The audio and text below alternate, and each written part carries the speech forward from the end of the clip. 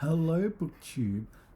Randy Ray, the iconic lyric Texan, made a lovely video about tips to read more.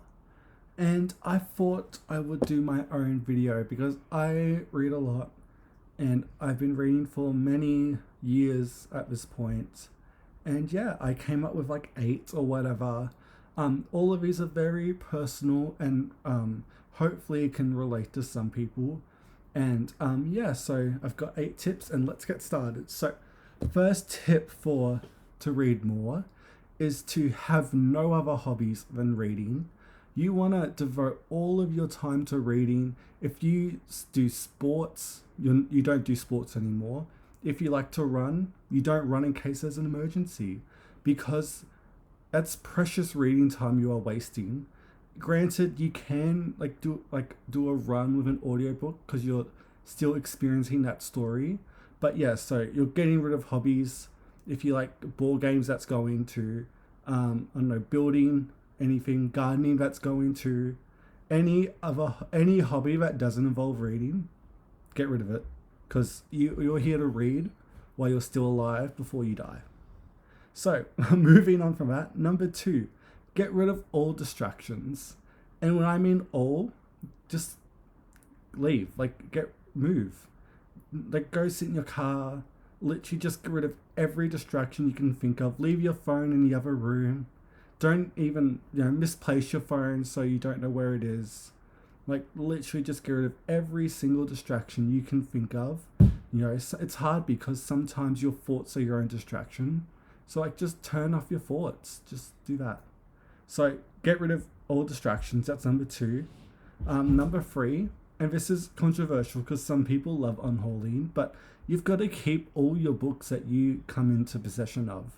And that's important because if you collect a lot of different types of books, when you may possibly feel burnt out, but I don't know why you would because you love reading and you want to read more. So just, follow these steps. So keeping books is good because you have more variety. So if you're done reading biographies, whatever, you've got a romance or like a lovely kids book or like an anthology you can go to. And you don't want to get rid of any because what if you want to reread it? Because you're always reading. So we're keeping every single book we find. Go to a free library and you think that book's good, take it. So yeah. And this is one of my favorites on the list. This is number what? I don't even know what number we're up to because there's such good tips here. Number whatever. Spend all of your money on books so you feel guilty when you don't read them. This is brutal. This is like torture. It weighs on you. You think, oh, I spent, so and so on this massive pile of books and they're just sitting there. And that's going to persuade you to go and read those books because you're thinking how much time you've worked for, how many hours you worked just to get that money. And then you had to wait for it to come if you brought it online or whatever. And now they're just sitting there and it mentally sticks with you that you have not read them yet.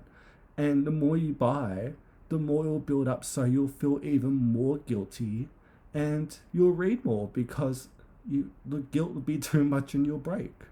So that's a lovely one. Next, conversations. Make every conversation you have with everyone, including yourself, about books.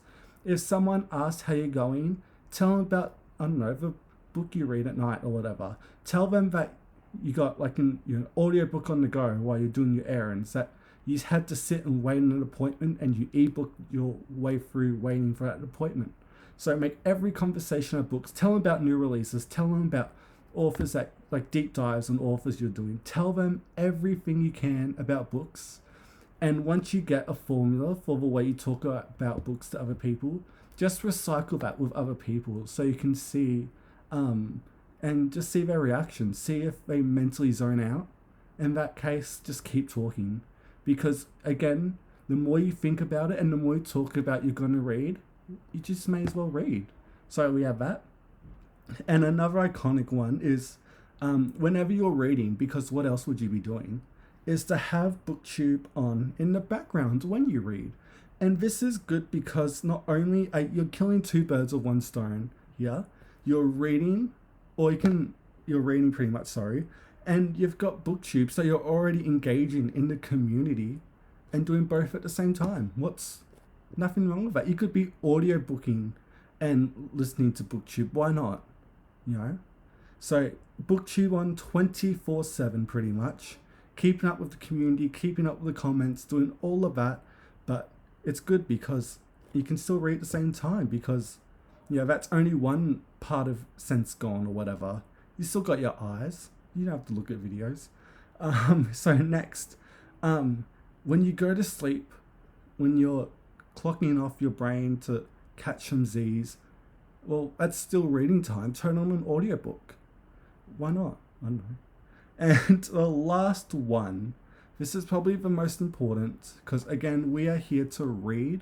We are readers in this BookTube community, and the step is to cut out all your friends and family who do not read. Now, this is very dramatic and harsh, but again, you want to surround yourself with readers. You're getting rid of distractions too in that other step, but getting rid of everyone in your life that doesn't revolve around reading is so good for your reading, because maybe they will talk about books to you, and not only will you feel guilty about the massive pile of books you have at home or whatever, but they'll talk about more books that you haven't read yet. And so you're constantly feeding the cycle of like, I need to read more. And it's just perfect situation to be in. Like, I'm in that 24/7, and look at me. I'm reading all the time and I'm loving it so much. So yeah, that was all my tips on how to read more. Let me know what you thought about this in the comments below. I had some deep pondering thinking about this. There was some real pain and mistakes, and not even mistakes, sorry, just lessons. This is wisdom right here. You don't need any other BookTube video about how to read more. This is your go-to, because this will turn you from someone who says they like an occasional reader, or like, I'm going on holiday so I'll pick up a book, into like the only thing you do is read, and that is amazing. So yeah, let me know what you think again in the comments below, and yeah, that's the video. Thank you so much for watching BookTube, and I'll see you next time.